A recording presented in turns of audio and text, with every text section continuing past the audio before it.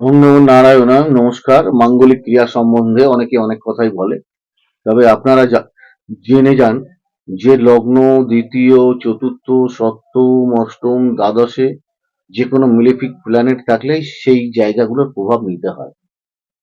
তাহলে আপনারা যদি বলেন যে মানি না, বা অনেক জ্যোতিষীরা বলে মাঙ্গলিক প্রভাব কিছু না, তাদেরকে দেখতে বলুন বা আপনারা নিজেরা দেখুন যে যতগুলো ডিভোর্স হয়েছে, যতগুলো মারা গেছে বা মনোমালিন্য হয়েছে, তাদের ক্ষেত্রে কি ওইখানে লগ্নে বৃহস্পতি থাকলে এইটা হচ্ছে না, লগ্নে দ্বিতীয় বৃহস্পতি থাকলে এটা হচ্ছে, চতুর্থ বৃহস্পতি থাকলে এটা হচ্ছে, সপ্তম, অষ্টম, দ্বাদশে বৃহস্পতি থাকলে এটা হচ্ছে, মঙ্গল থাকলে এই ক্রিয়াটা হচ্ছে কেন?